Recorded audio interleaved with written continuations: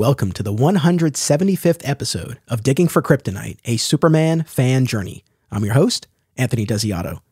Our months-long Superboy Odyssey has concluded, and it was a wonderful journey of discovery and reconsideration. So my thanks to everyone who checked out our Superboy coverage, and of course, to all of the guests who came through and shared their passion and enthusiasm and insight for all of the stories that we discussed.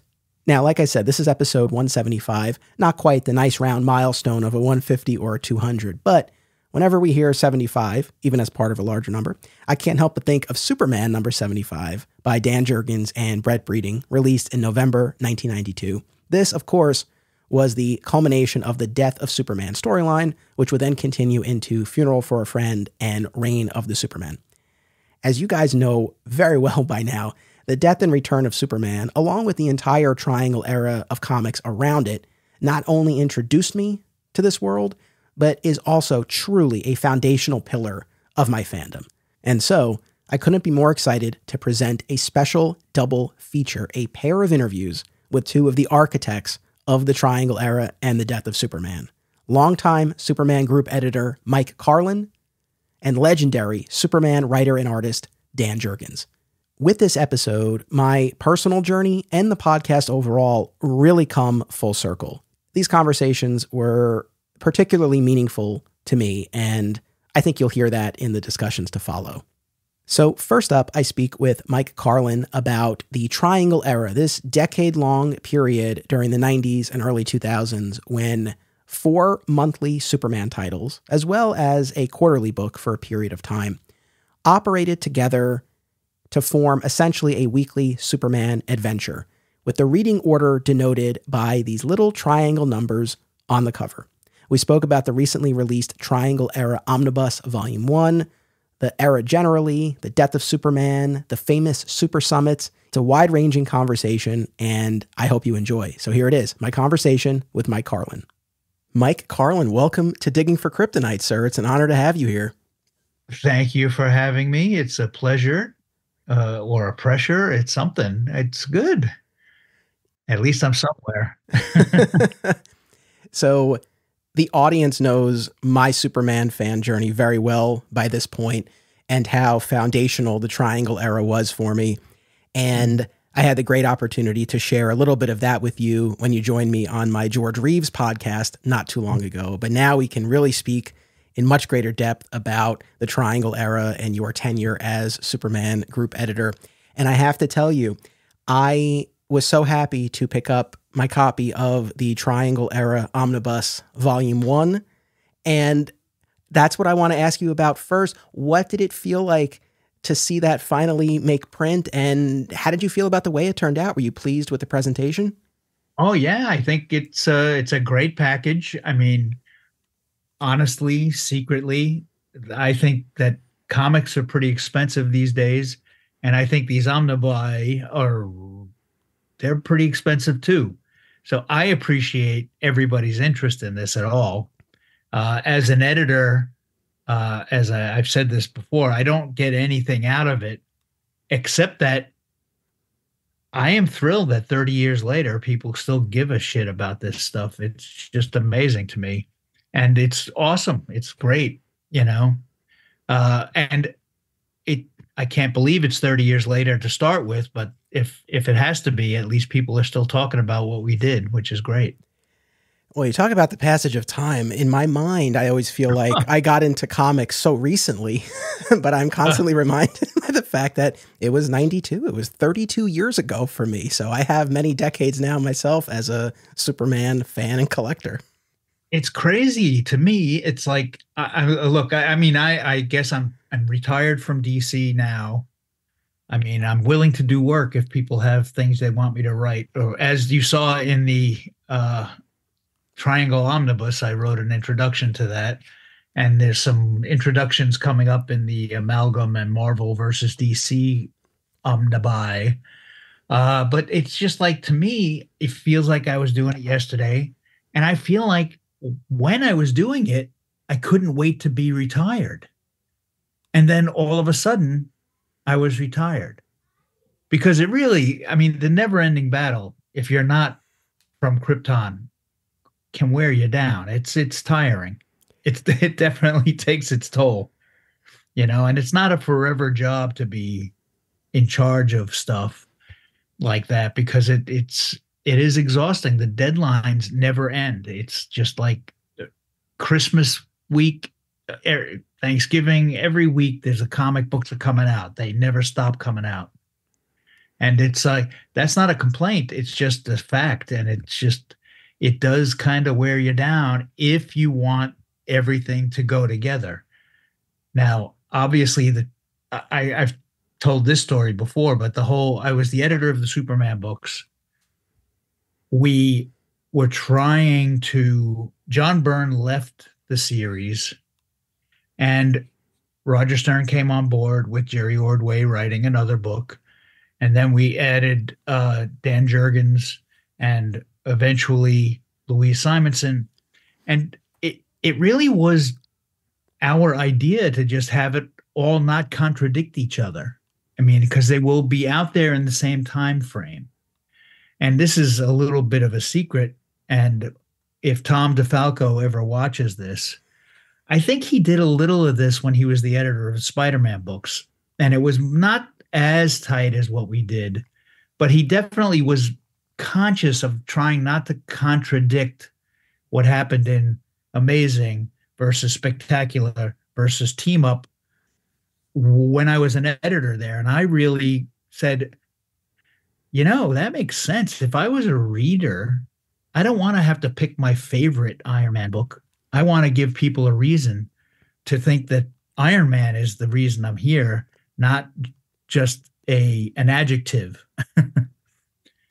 So it was like it was kind of by accident. We thought it was a good idea. It was easy to do when it was 2 books. It got weirder when it was 3, and when it became 4 books, and then we tried to fill that 5th week that comes 4 times a year. It just became this strange thing that, it's like continuity is good, but it's a drain. And it changes the stories. I mean, ultimately, anybody who joined our little group of storytellers, they needed to know that they weren't going to be the star. They weren't going to walk away being Frank Miller, fixed Daredevil, or any of that stuff. And they were going to have to let Superman be the star of the show. And I think we succeeded in that respect. At the same time, one of the things I think we did really wisely was that it was with 4 titles a month. We didn't let it just be about Superman. It was about Metropolis. It was about all of the stuff around Superman, so that when he was doing super things, these were the people he was doing it for, and you knew what that was all about. And they all reacted a different way. I mean, obviously, Lex Luthor did not take kindly to it all, but Bibbo was there to balance him out. And it was a great thing. And obviously, when we killed Superman, the whole real world acted the same way that our denizens of Metropolis did. They were all like, "Oh my God, how could you do this? This is horrifying. This is terrible." And we pulled that off pretty well. I mean, I don't know if we could have done it in the age of the internet. The big secret of Cyborg Superman was what might have gotten blown if there was an internet. And I don't know of any secret in comics that's been the same since then. That is a great point. And well, it's funny too, because a mutual friend of ours, podcaster Michael Bailey, at his website, he has this wonderful archive of a ton of material, including the original solicitations for all the Death of Superman issues. And I never really saw those, certainly not at the time. And it was wild to go back and look, and it's right out there that this is Superman's fight to the death. And so just the amount of spoilers in the solicitations alone for the Death of Superman itself, it was interesting. I was wondering, was there ever a point where you guys thought about trying to kind of hide the ball on that front? Or was the feeling, once we're doing Death of Superman, we got to get it out there and make the most of this? If we were the first people to do the Death of Superman, maybe we would have thought of that. But we also felt like the Death of Superman is not the story. the story was the world without a Superman. The story was Metropolis. The death of Superman is just a long fight scene. It's not a story. I guess a story, the fight has a start and it has a finish, but that's not the same as a story. So we never felt like the actual fight was anything. And especially when you started getting into 2-panel pages and splash pages, it just became less and less about the story and just about the combatants.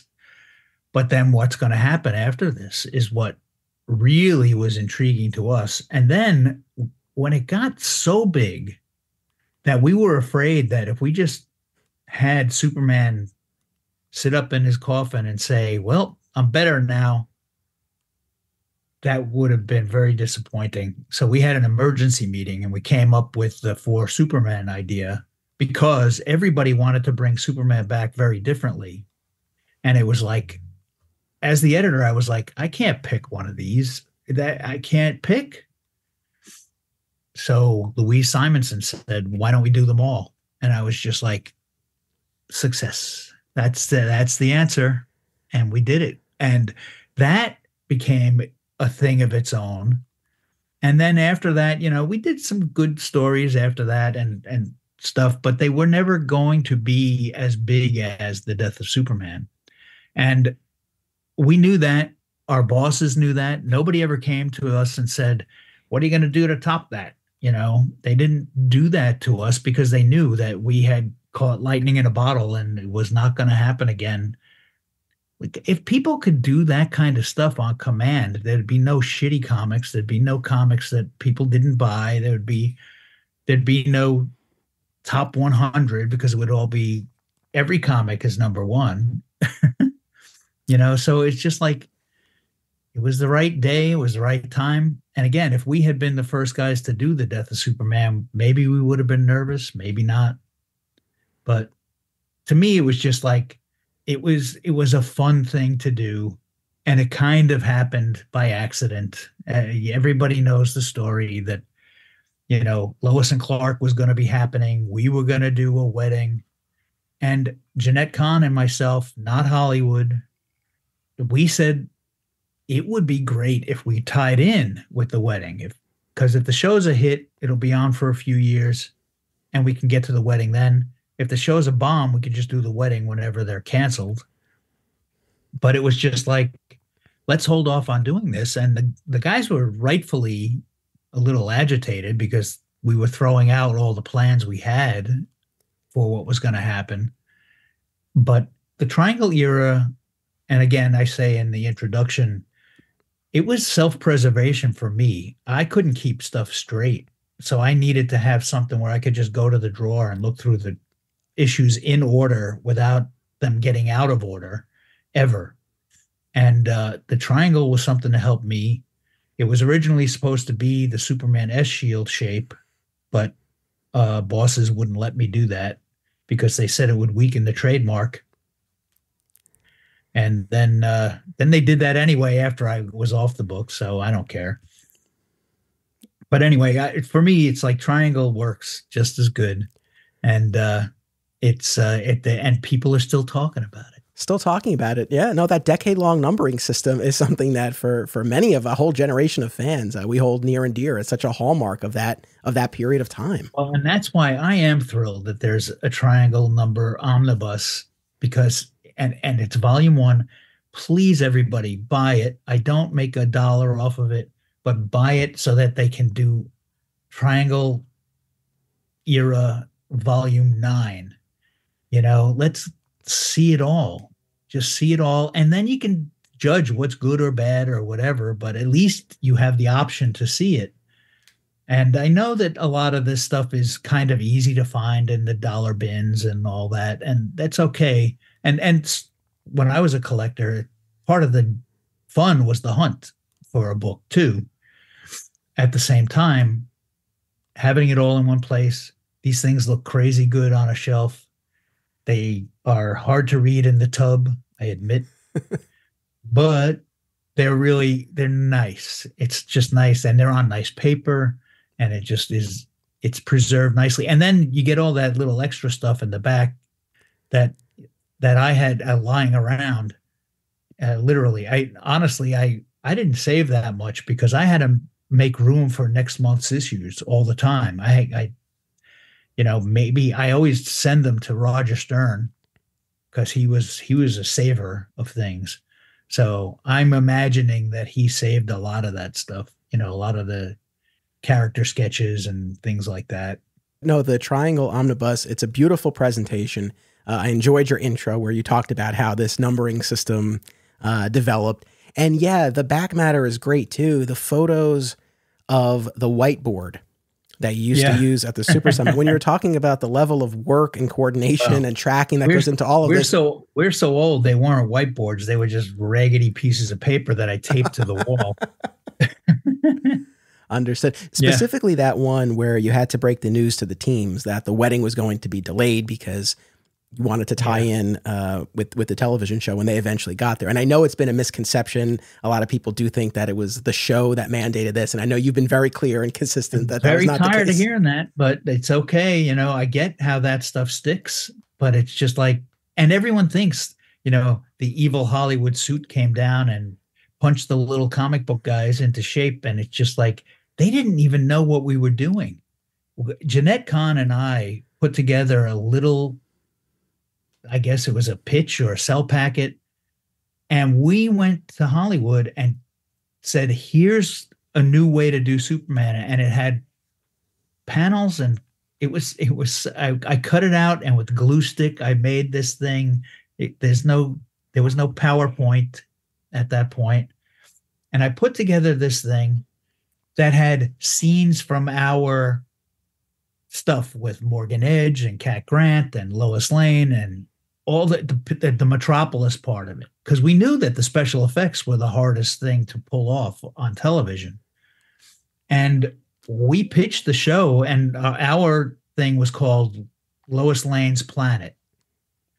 And it became Lois and Clark, The New Adventures of Superman, because they were afraid that nobody would watch it if it didn't say Superman. And then they kept trying to put super action in it, and it was always like the cheesiest part of an episode. It's kind of like watching the Hulk again. I've watched for 50 minutes, and now here's a guy with a fright wig and a bathing suit, and that's the Hulk. But I watched it. We were happy there was going to be a TV show. We were happy it was going to involve the Daily Planet staff.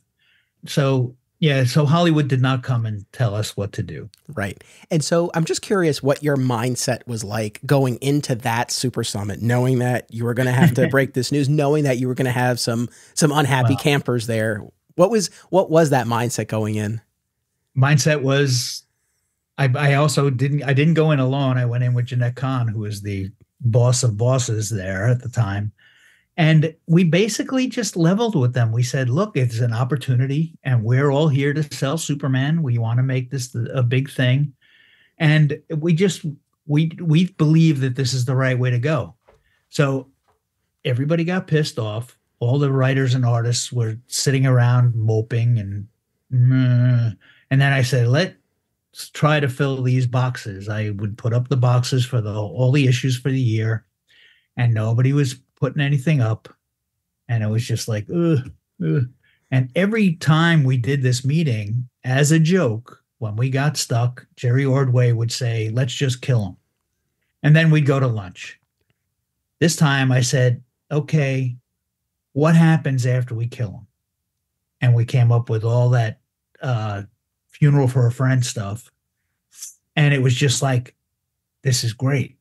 And this would not have happened if they got married. And this is just amazing stuff. And then we got into the idea of what's going to kill Superman. And the right from the start, it was just like, it can't be kryptonite and it can't be Lex Luthor, and it shouldn't be, because that's what everybody expects. It should be something different. Right. And I know Dan Jurgens had this idea for this monstrous creature. He wanted a big slugfest, and those ideas dovetailed into what we got. And he wanted a monster, and basically the way we looked at it at the meeting, and the way I looked at it especially, was just like, no matter who you are, even if you're Superman, there's somebody out there bigger than you. And if you piss him off, he's going to punch you in the nose, and he's going to be a problem. This is a force of nature. This isn't a evil, scientist who has a master plan. This isn't a businessman. This isn't a prankster. This isn't a guy who's just messing with Superman. This is somebody who doesn't care who you are. He's just going to steamroll you because that's all he knows how to do. It's like he's not even thinking. He's just mad. That's what we wanted to play up. And then we got into that idea of building the story and going from, because Dan wanted to do all splash pages. And I was like, that's fine. That especially we had the anniversary numbers coming up too. It was Superman number 75 and then Adventures 500, which was when it was going to be a wedding. So we moved all the stuff for the wedding until the future. And, we said, okay, the month before this, we're going to build the fight into splash panels. And everybody was like, ooh. And when I said 2 panels a page, 3 panels a page, 4 panels a page. And then the month before that, the idea of giving up a page to just show a fist punching the wall to get out, it was just like, we're just tantalizing. This is just something, and it all says this is not going to be Lex Luthor. This is not going to be, Mr. Z or some guy in a suit. This is going to be a problem. And then Louise Simonson did the greatest thing in the universe. In her first plot, when Doomsday comes out of the ground and has a little bird land on his hand, it was like, yay, it's a Disney movie. Squish. And she had Doomsday just kill this bird for no reason. It was just like, this is a problem. This guy has no rhyme or reason. He's going to kill everybody. And it was great. It was a good start. Oh, it absolutely was. I mean, images like that, and honestly, everything through those issues, it's so seared into my brain. And the decreasing panel per page approach, brilliant, because it's one of those things that I didn't realize until I was adult. And when I say realize, I mean, I probably read it somewhere and then it finally dawned on me. It was never something that I was conscious of, but it has that subliminal effect. It's such a stroke of genius. Yeah, we never said it anywhere until these interviews and the internet again. Once the internet comes along, it can ruin a story by telling you the secrets or whatever. Yeah. Did anyone make or try to make a convincing case for one of the existing adversaries? It sounds like everyone pretty quickly fell in line that it needed to be someone else. Yeah. No. And we always would start these meetings saying, Superman's Rogues Gallery is pretty flimsy. He doesn't have a lot of great villains. He has famous villains. And if every story is Luthor, that's weak. I mean, that's one of the reasons why originally Superboy was not Lex Luthor and Superman mixed together, because we thought we do Luthor way too often. And I'm glad they came around to that, because it was like, that is what it should be. Because that gives Superboy a real conflict, literally the best conflict. But it was just like, all right, it could be Brainiac, but we have used Brainiac. And honestly, our Brainiac came from a little flimsy bit of a start himself. Another guy in a suit. He was just a circus mentalist. And, we got away from that as fast as we could.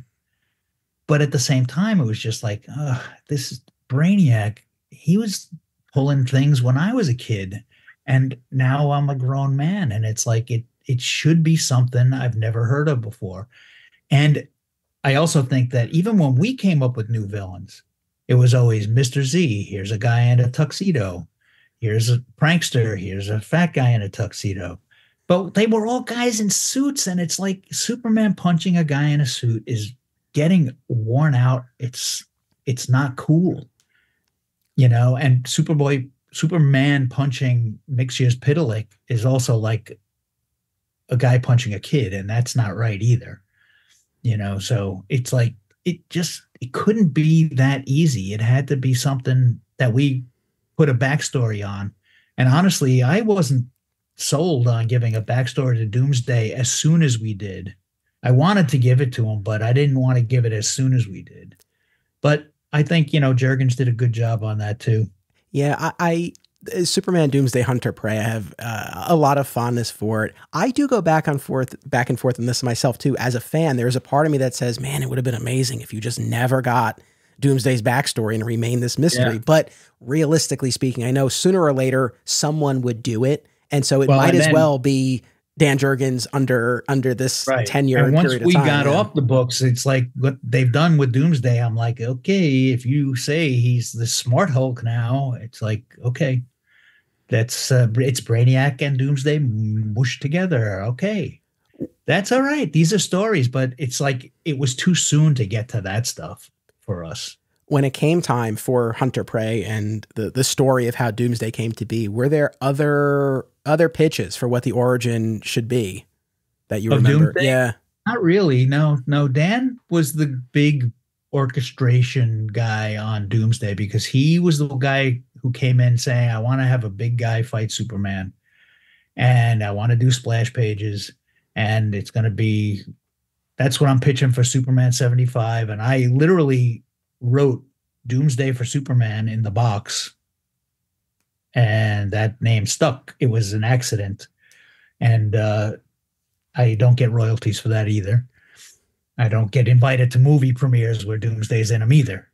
But separate from all my gripes, it was Dan's guy. And honestly, when we had the meeting, we had all four of the pencil guys, Tom Grummett, John Bogdanoff, and Jackson Geiss. Everybody drew a monster. And we picked Doomsday. Now, we could tell each other styles. Everybody knew whose it was, but it was the best design of the bunch. We liked it the best. And so it's like, kind of became mostly Dan's thing. And I guess Brett Breeding is actually listed as a co-creator on it as well as part of that team because they kind of, batted stuff around and came up with the backstory. Yeah, I mean, these choices obviously were the right ones and paid dividends and really led to some truly long-lasting stories here. In terms of other, like, where did it come from questions, there's an aspect of the death and return of Superman, the return specifically, that whenever it gets adapted, and we've seen it now adapted in a number of forms, and literally as we are recording this, we're in the midst of yet another one on television. I know. I was watching that. That's why I was like, Luthor shouldn't be involved, but he's involved on that one. I had the same problem with it. I love the show, but I had the same thought. I don't even have a problem with it. I just think that it's too easy. I think it's too easy. And they were shooting kryptonite ray guns at him. And it's like, oh my God. When I was a kid, even, I was like, it can't be that every Tom, Dick, and Harry has kryptonite in their pocket because it has to be harder than that. Right. It just has to be. But the piece that is always missing, I find, is the spiritual side of his return, because in Adventures 500, you get this incredible story of Clark and Pa in the afterlife. And the fact that it's not just that rejuvenation matrix, that's essential, but that there's also this other side. So who generated that idea? Because that was Jerry Ordway's idea for Adventures 500. And honestly, I'm glad you're reacting to that part of it, because to me, that always was a big part of it. I thought it was a little, maybe too subtle for people to have gotten that Pa Kent and Superman saved each other. As they were going towards the light, they kind of pulled each other back. And was it religious, or was it, just their familial bond? Or, to me, that was an earthling having a part in saving the Kryptonian. The Kryptonian had the suit to fix him, yes, but it was the earthling and their connection and their bond that brought him back. And I always think that Superman should be half Kryptonian and half Earthling. And it's like, and Mom, Pa Kent are essential to that. And you do not want to hear me talk about the Man of Steel movie or any of the Pa Kent stuff that's out there. Uh, it's just wrong. So I think that bond, and I'm glad you connected to it. It's there. It was a little subtle, and that was our story for bringing him back to life. And that's why I say, as a joke, he would just sit up in the coffin, but it was going to be the spiritual thing that brought him back more than anything. And we just, because the sales were so high, the orders were so big on these books, we got scared, and we had an emergency meeting, and we pitched the four Superman thing to the marketing guys. Paul Levitz came into this meeting and we said, this is what we want to do. And he goes, woo, yay, we can do stuff with that. And it was all approved fast. Everything went through fast, and it was just really great. And everybody got behind the idea of, we'll put out all four of the new Superman books the same day so that nobody would be given a leg up. The fans didn't say, oh, well, Cyborg Superman's the real Superman because he came out first, and it was just like, it was hard editorially. Like when and the other thing we did that was smart was we stopped publishing Superman for 3 months. And that was kind of good. And I went to Paul and I said, this is great. I could use the 3 months off. And he's like, oh no, you must put out Newstime magazine. He said, you got to put out stuff. And I was like, okay, I'd never put out a real magazine before, but here you go. And we had miniseries and one shots, and there was so much work going on there. And then I had to put out all 4 issues at once. And it was hard. I don't wish this stuff on everybody. At the same time, it was the right way to do it. So you always got to do the right thing. And that was the right thing. And it was really fun. And the frenzy was fun. I mean, I joke about getting chased through Macy's and all that stuff, but I was on Entertainment Tonight like 13 times because, I mean, they used to report about comic books on Entertainment Tonight. They don't anymore. Like P. Diddy has done some crazy things to get himself on the news. And it used to be Jimmy Olsen got fired from the Daily Planet. And now we're overshadowed, but we got on the news with this stuff. And people, honestly, when we had that emergency meeting about the 4 Supermen, I went to my hotel room, I turned on the TV, and the news came on, and they were reporting that we had an emergency meeting to bring back Superman because they said we were responding to the demand. The fans were mad that we killed Superman, and we're going to bring him back just because everybody was mad. And I was like, well, you're not really right, but why are you reporting about what I just did this Friday night? You should be, I don't know, chasing down Madonna or something important. But they never did that. And it was just like, it was crazy. And there's never been anything like it since. No, and I can't stress enough, as a little kid who was just entering this world and had no conception of previews, solicitations, the publishing schedule. I mean, this was just magical. I was just all in on this. It was so formative for me. I look back on it with such fondness. But more than that, I've revisited these stories in recent years, and I get even more out of them now. And, tying a few things together here, you talked about the subplots and the supporting cast, and I've said this so many times on these episodes, that to me is the hallmark for me of the Triangle era, the secret sauce, what made it resonate so much, because plots will come and go, but those characters and those dynamics, like that's what kept you invested. Well, we had an advantage, it's like, if at the time, I mean, it's even less now, everybody gets 20 pages a month to do their thing. And it was 22 back then. So we had 88 pages a month to do our thing. And it's like, you can then maybe tell people who the copy girl is in the Daily Planet. And Alice, who I don't even think we gave her a last name, but Alice she was the copy girl.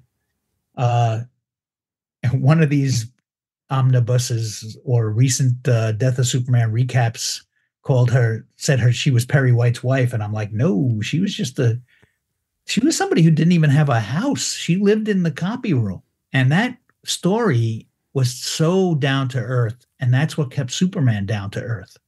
It's like otherwise Superman is too big for his britches. And that's maybe why his britches went away for a little while. I don't know. But that's one of the things. And I will say, I mean, I don't keep up on it as much. I'm glad the Triangle Number book omnibuses are coming out because I want this to be out there for people to find conveniently and in a library maybe even. And it's like, this is just really cool. These were none of my team was a superstar at the time. If anything, they kind of got recognized because of this stuff. But it was all about Superman, and the stuff was all about Metropolis, and it was all about these guys and what effect they had on Superman and how they anchored him to Earth, and it was important. And I think that stuff is great. I will say that the current run on Superman is actually doing some of this stuff. And yes. I'm happy to see that. I don't read every issue. When I took over Superman, Julie Schwartz was still roaming around the offices. And I would go to him and I say, did you read the latest issue? Do you got any advice? And he goes, I don't read the comics after I leave them. And I was like, well, that's the advice right there. That's it. Because he's either going to get aggravated or stick his nose in, or it's just because it's pointless. So I said, really, no advice at all? He goes, well, I got something. The Gillette Mach 5 is the greatest shave, closest shave I've ever gotten. And I said, really, Julie, that's what I'm going to get? And he was right. It is. It's a disposable blade, and I used it today. It's the greatest advice he could have ever given me. But he wouldn't talk about the books at all. And the guys who are doing the books now, they don't call me up, and it's like, but I'm glad to see that they seem to be making Metropolis matter. I think this is a problem across all comics, not just Superman. I used to worry about who Spider-Man was dating. It's like that's what matters. And again, growing up on those Triangle era comics, that's what I thought all comics were. And so ever since then, I always look for that. I think I crave that. And yes, I think the current Superman titles are calling to mind that feel, and they're making Metropolis feel like more of a lived in world. And what I'm realizing is that I think the writers who are on the books now were kind of contemporaries, and they grew up reading a lot of these same comics that we're talking about now. And possibly, but it's great to see. I hope that continues because it's such a key point. You mentioned the copy girl, subplots with Jimmy being homeless, everything to do with Bibbo, Perry White and his son. I mean, that was tragic. I mean, all of that. Amazing. So powerful. Was there ever any pushback from DC to cut down on that and have more action? Or they were all in on this? No. Oh, no. They didn't. They knew we were doing good stories. And, obviously it was great to have bosses like Dick Giordano and Paul Levitz who got what was fun about comics. Paul, as a writer himself, was like, this is good stuff. And Jeanette Kahn always encouraged us to do anything we wanted to do if we could justify it story-wise. So everybody was very story-based. And I don't know if that's how corporations operate anymore, but it was definitely starting to not be the case when I was still there. And I'm happy to let whatever they want to do be what they do. I had my run. It was my time. It's time for young people to do it. I hope that they're not being told by corporations what to put in the comics, because I don't think it's conducive to doing good stuff. Frankly, I think the idea of focus groups is a mistake. I think you got to trust your gut. And if anything, you got to just be able to react quickly. And with the internet, you can find out when you're doing something stupid really quickly, and you can react fast if you want to. And it's like, don't be arrogant. Listen to what the readers are saying. It's costing them $5 a comic book. They're not wrong. They get to vote. And at the same time, they they shouldn't be calling the shots, really. Like, a focus group should not be deciding the stories. It should be the creative people. And this is going to sound stupid, but when I was a kid, I knew that comic books were done by people, by men and women and artists and writers. And I knew it pretty early on. And because I would go to conventions and I would meet Jack Kirby at the conventions, and I would meet Mike Kaluta and Howard Chaykin and George Perez and all these guys as a fan. And I went to my first convention in 1969, and it's like there's no other business we can get that close. Like, you're not going to bump into Tom Cruise and get to talk to him about what's going on in his movies, or Spielberg's not sitting around waiting to sign autographs for everybody. It's like we're in an unusual business in that respect. But it never occurred to me as a reader to think that the story could have been anything other than what they published. That's maybe me being a stupid kid. But it seemed to me like, if this is Green Lantern, Green Arrow, and Speedy's a junkie, that was the story that it had to be that week. And I never thought that I should be able to tell them, don't do that story, or you shouldn't do that story. And it's like, I could not like that story. Again, I think the paying customer is the guy who gets to vote. That's fair and square. But I was just like, this idea that everybody has a say never makes sense to me, because it is clearly a too many cooks can spoil the broth. And even on the Superman books, where everybody talked to each other, they didn't do it for each other. And they would maybe offer an idea, and if the other writer wanted to use it, they could, but they didn't have to. And it's bad for bosses to tell everybody they have to do it. I never wrote the stories for these guys. I would maybe come in and say, here's a good idea, in my opinion. And they could just say, well, forget that. We have a better idea. And that it would just become its own thing. But it was never, I just don't believe in focus groups. I don't believe about them in movies and TV. I don't think that, screen a movie and fill out a card at the end is the way to make a movie. I hear you. And actually, that was one of the things I wanted to ask you about, the kind of guidance and input you would give as group editor. And I mean, were there times where maybe in terms of your personal taste about a certain story idea or character or dynamic didn't line up with the other creators, but maybe you recognized they're really passionate about this, and or I think the audience will like this, and you were able to kind of put your own feelings to this? Like, what was that dynamic like? Well, again, I was lucky because I had, 4 issues a month to be in it or out of it or whatever. At the same time, there were definitely things where I would just say, I would hold my breath for a better idea. If you had an idea and you brought it in, I would just say, I'm not writing it down yet. It's not there yet. You got to cook it a little more. And you can ask Dan Jurgens about this.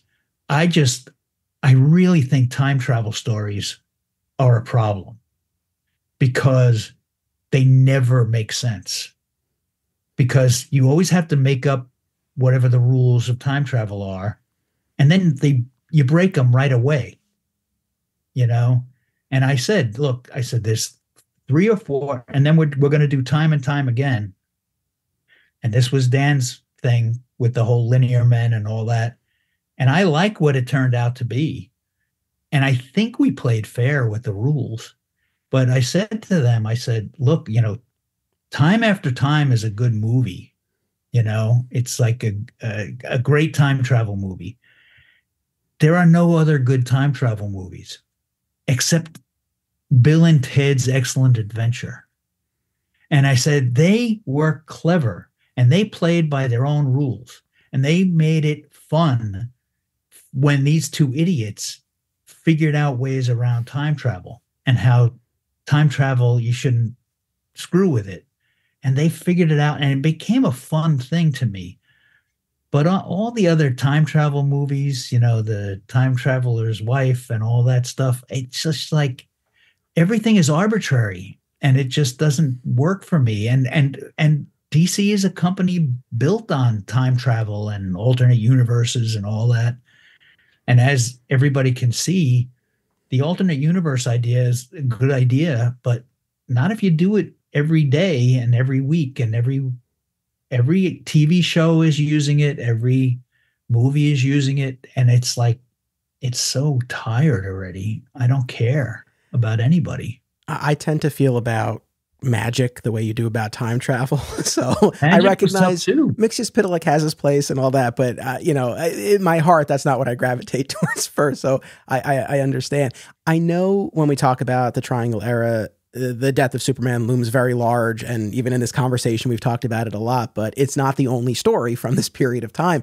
And I was curious, what are your other favorite stories from your tenure as group editor? Are there ones that are personal favorites that maybe you feel are a little overlooked? Like what stands out to you after all these years? Oh yeah, I think the Blazing Satanist War is great. Obviously, I think the Exile story was really great, and I think the timing of that was us reacting to John Byrne in his last issue, which is fine, having Superman kill somebody, and we just said it can't just go back to normal after this. He has to struggle with this. It has to be a problem. It has to be why he has a code against killing. Now, I know I've never killed anybody. I have a code against killing. And Superman should know you shouldn't kill, but he gets into situations that I don't get into. And he's going to have to hit that wall every now and then. And now he has a reason because it screwed him up for a year. I almost said a dirty word. It messed him up for a year, and we got a year's worth of stories out of it. And it was a year's worth of, it was bi-monthly at that time. Or, it was two titles. So it was stretched out, but not too stretched out. I mean, that's one of the problems with doing these stories is guessing how long they should be done. And when we killed Superman and did the return with the Reign of the Superman, that was pretty long. That was a year's worth of stories, 52 stories. And it could have been too much. We could have overstayed our welcome, but I feel like we got out just in time and people wanted more. And then there's other stories where, I use the example of the Spider-Man clone story. No offense to our friends who did that, and even Dan Jurgens was involved in that. And it was just like, they never got to the point at the right time. And it is just, again, it's an accident. It's a gut feeling. And sometimes you make it and sometimes you don't. We did pretty good. We had Dark Knight over Metropolis. It's only 3 issues, but it's a great little Batman and Superman thing. And it's fun. I like Time After Time. I like the Crisis of the Crimson Kryptonite. And I think, we did Blackout. They all hit different levels of being a good story or just let's get to the next story. But we also didn't do them for too long because 4 issues a month. If we did a 6-parter, which is now a collected edition, now it takes 6 months to get that out. And we did it in a month and a half. So it's just like we didn't wear out our welcome as much. And that was lucky and part of the way we set it up. And that helped us. My favorite thing about, you talk about storylines. I mean, did we do Dead Again too soon? Maybe. Did we do the death of Clark Kent too soon just to get that death word in there again? Only you guys can tell us, and you tell us by buying it or not buying it. And now you can tell us by yelling at us on the internet. But by the time I was just about to leave, the last summit I was on, we came up with Superman Red and Superman Blue. And boy, did the readers hate that. They hated it. Now, I'm not going to sit here and say it was my favorite story we ever did. but it was just the next story. It was never going to be, this is the way it is forever. And it was, I think, a logical story. Superman gets turned to energy. He has to turn to Lex Luthor to build a suit to contain his energy. Okay. And then it splits him into the two parts of his personality. This is a fun thing. And this story, part of also what I did was I had the writers, the pencilers, the inkers, and the colorist at these meetings. And the colorist is the guy who wanted to do Superman Red and Blue for obvious reasons. But also we were all fans of the old Superman Red and Superman Blue story from the imaginary story era. Yeah. So we just wanted to put our stink on it, and that's what we did. And again, this was pretty much me saying sayonara to this whole show. And boy, did everybody hate it. But now I just spent the last 10 years working on the animated stuff, and we didn't have 52 animated movies a year to do. So we would get 3 or 4 movies a year, and everybody would talk about doing the Superman Blue story for animation. The fans want to see Superman Blue in animation. And I was like, I think it would be a great animated movie or 2. And I just think that there's something there. And the fact that people love it now is so bizarre to me, but also understandable. Because as you say, the Triangle era is when you got in. Superman Blue is somebody else's era when they got in. They were the 12-year-olds who were buying the books then, and they didn't know, and they didn't want their grandfather's Superman. They wanted their own Superman, and they got one. And I think that there's something to be said for that. And I think it's good to shake it up, especially if you got 52 issues a year to do. Yeah, I think there was a lot of potential with that storyline. I think it would lend itself to an animated adaptation. It's kind of shocking to me that we really haven't seen the Electric Superman manifest elsewhere. I know My Adventures with Superman kind of toys with the idea of that electrical charge, but we haven't gone all the way there. But I have spoken to people who got into Superman comics with that Electric Superman saga. Well, I don't know I left DC. I had read the 2 seasons of My Adventures with Superman scripts, and I wish that the world could see my emails back to them as they sent in the scripts. And I was just, you have done it. You figured out a way to make this 85-year-old guy fresh again. And I'm so glad that the audience is reacting that way as well. But I know I'm on the record that I said that, and somebody's got those emails somewhere. But I don't know what they're getting to in the 3rd season. I kept pointing out to them that this electricity thing it's a thing that we've done, and some people don't like it. Be careful. And they kept saying, well, we might want to get to that. And I'm like, all right, you guys, one of the advantages DC has is that Warner Brothers Animation is comprised of people who are also fans of our stuff. So we didn't have a lot of fights. There was definitely disagreements here and there, but it really was just more a question of, my job was, well, that character can't really do that. How about using this character? And then it would be a helpful thing, or they'd figure a way to make it work to get over whatever my objections were. But My Adventures with Superman it's a new thing, but it's an old thing. And it's just like, I love that people are enjoying it. It's just a great thing. Yeah, it's been a lot of fun. I have to say, as far as other Triangle era highlights, especially post Death of Superman, which is when I was really getting into all of this, big fan of the Battle for Metropolis and Fall of Metropolis. And I am a big fan of the Death of Clark Kent storyline. I love the Conduit character. One of my favorite, I feel, underrated, underused villains. A big Conduit fan over here. I think, this is going to sound petty or picky. I never thought he had a good name. Okay. Even my dog gets mad about that. But it's just like, it just was, the name bothered me more than anything. But that's a stupid complaint. And I didn't stop it, obviously, because I didn't have a better name. So, that was another Dan Jurgens led storyline, which was fine. My favorite part of that storyline is some of the covers.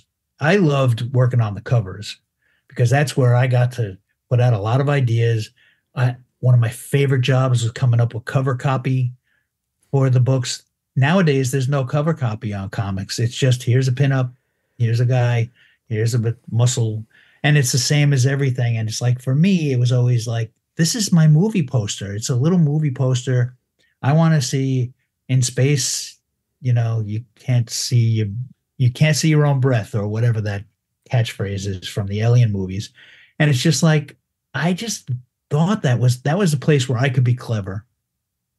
And there was some covers there. There was that cover that Bogdanov's covers both of those issues that he did, where he had Superman in a black shirt and black pants holding up the Superman costume and burning it.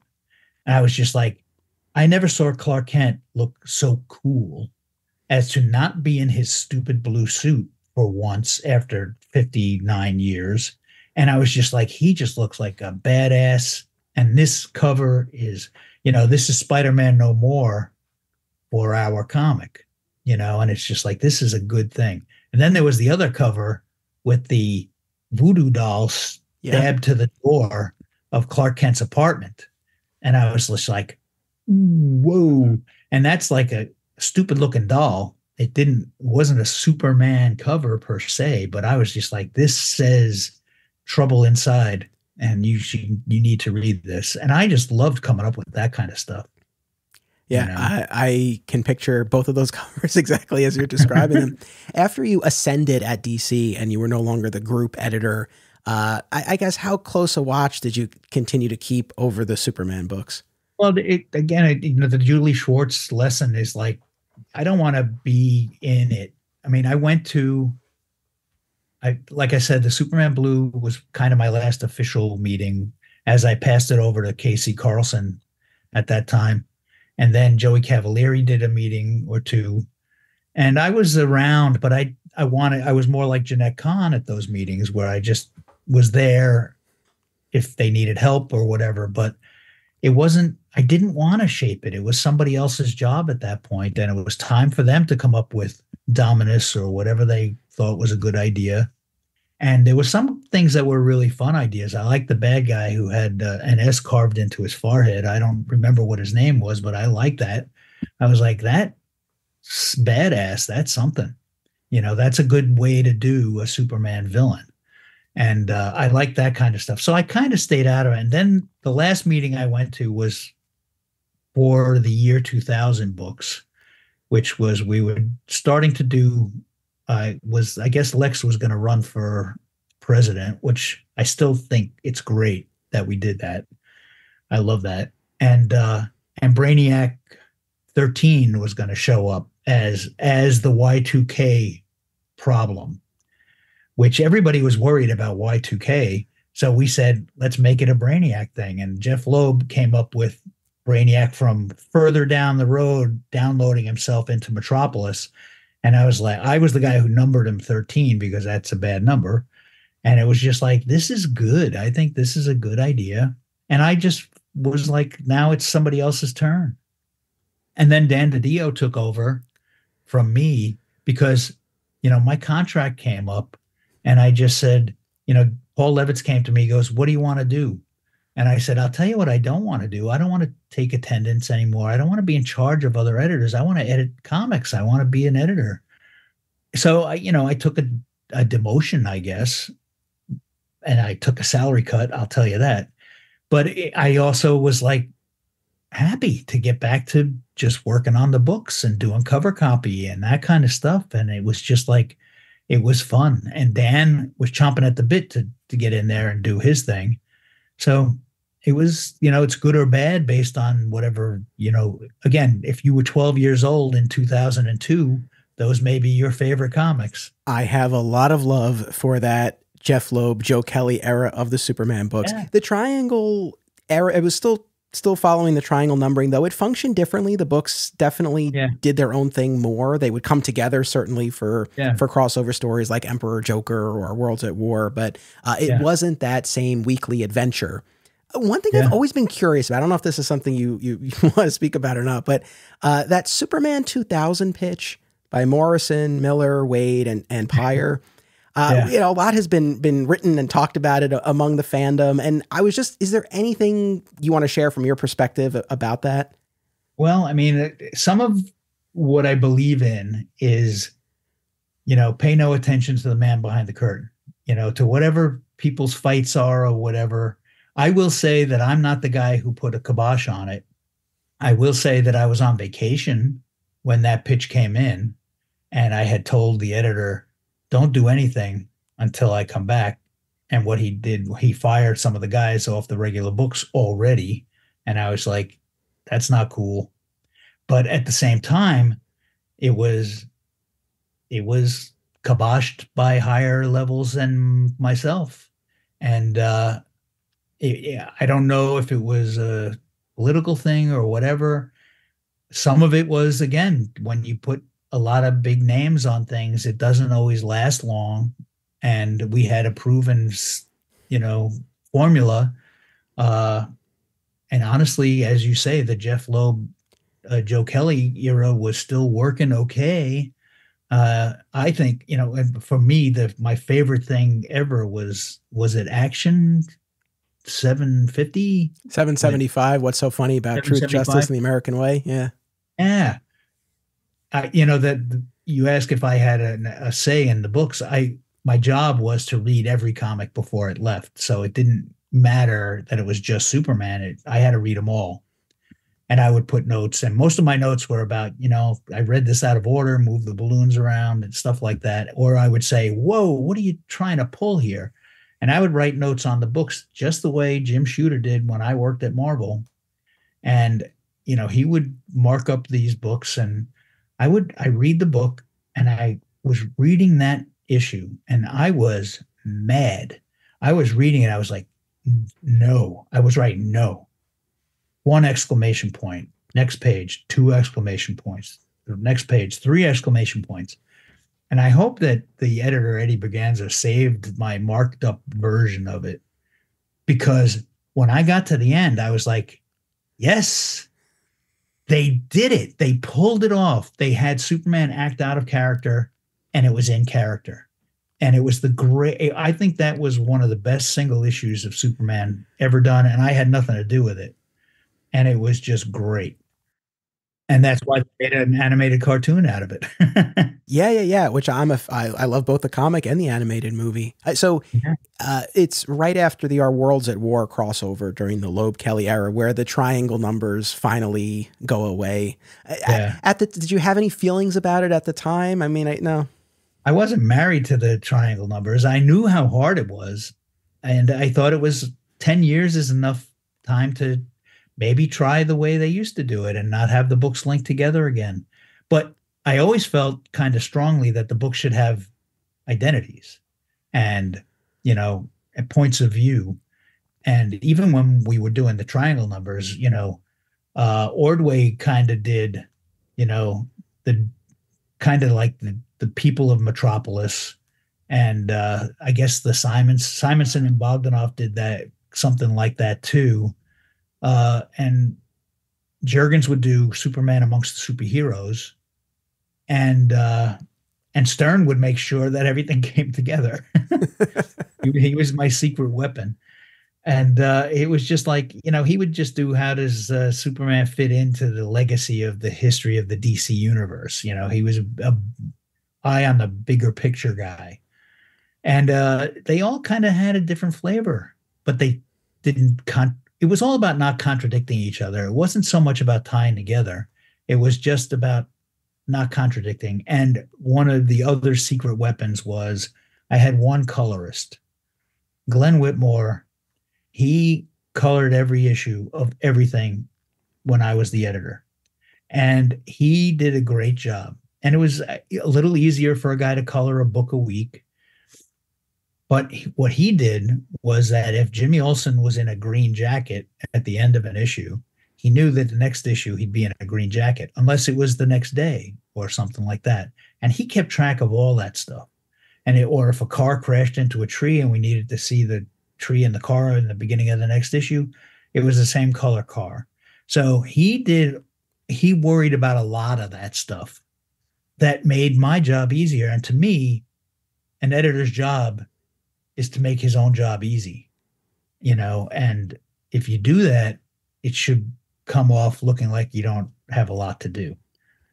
You do have a lot to do, but it should look like you don't. And I mean, the other big secret that we had was every single page that came in, plot, pencils, inks, whatever, I made copies for everybody on the team, and everybody got a package on Saturday. So we sent out all these packages on Friday. They got them on Saturday, and they would be able to go through them, which made for a healthy competition. Some people would say, oh man, Jurgens is really fast. And Bogdanov never did more issues of a series in a row than that time because he was competing, and it was also the level of work. They wanted to be as good as the other guys. So it was a very healthy thing, but I didn't have to do it all. Everybody helped. So I think I was smart. I think I made it easy on myself, and that made it look good for everybody.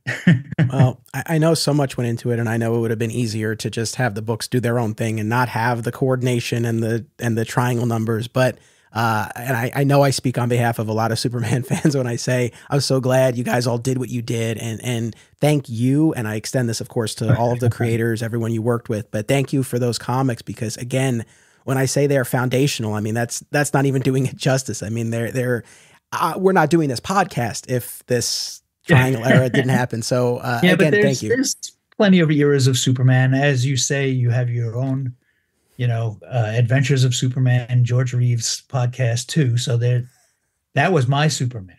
And honestly, I said this on the podcast, I think our version of Clark Kent came more from the TV show than it did from Christopher Reeve, because I think their version of Clark Kent was a tougher guy than Superman to one degree or another.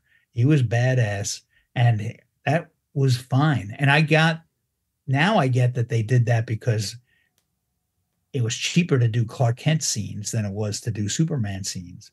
But it was just important because it was him. It was the same guy. I love Christopher Reeve schlumping over and then standing up straight. But I don't love Christopher Reeve being a stumble bum in the middle of a Daily Planet meeting and getting his hand caught in an orange juicer or whatever, because you're supposed to be not drawing attention to yourself. You're supposed to be hiding. You're definitely supposed to be blending in. And mild-mannered to me doesn't mean act like a loser. I hear you. Well, listen, I've taken up enough of your time, but I really thank you so much. I can't stress to people enough. Go check out the Triangle Era Omnibus. Like you said, you don't get a penny from it. I did not get a free copy from DC. I paid for it, but we just want people to enjoy these stories. Please buy it, because here's what I think it's going to be questionable. They're going to get to the Death of Superman era, and that has been reprinted so many times already. I don't know if people are going to buy it again, but I do want them to read all the stuff around it. And I do think that there's good stuff all around it. And there's good creators that come in and leave. And, next guy comes in, Jerry Ordway left, Carl Kiesel came in, and he came up with Superboy. And it was just like beautiful. This is a new flavor. And then David Michelinie came in, and that was a different thing. And it was it's just fun, and it's fun stuff. And if you don't buy this first one, there won't be a second one, let alone a third one or a fourth one or a fifth one. And they want to do them. They want to do them. Can I ask, have you gotten any kind of sense from DC about how this is done so far, or nothing? No, I haven't really. And I kind of want to send an email to them, but I also, I haven't heard anything about the amalgam stuff either. I know they had a little printing snafu, so I don't know if they're going to want to be talking about that at the moment. So we'll see. But I will ask them, because I do, again, if it's not me, writing introductions, there's plenty of guys. Ordway and Stern and Jurgens should all be in on this, and everybody should, be piping up, and hopefully other people saved more stuff than I did. But I just want it to be accessible, you know. Yeah. And look, I mean, like I said, I have a few decades under my belt now as a fan, and we've seen numerous collected edition lines start and then kind of sputter out. And so I don't want to see that happen here. And they are literally, because like they did the Superman blue, they never got the Superman red. I know. Because there were no orders for it. And that's the other thing. It's like, it's not even just buy this. It's if they announce a Superman 2, make sure your comic shop orders it ahead of time, or else they start thinking it's not worth it to do a giant hardcover of something that nobody's going to want, even if they would want it if they saw it on a shelf. So it's all about the pre-orders and sending the signal that there's interest, because I would like people to. I can't believe that people care about it 30 years later, but I'm thrilled about it. It's great. Look, I saw your name in the pages of the comics for many years. It's really surreal to have had the opportunity to speak to you at such length. So thank you so much. I mean, other than encouraging people to check out the omnibus, is there anything else you want to share with folks, or anywhere else you want to direct them?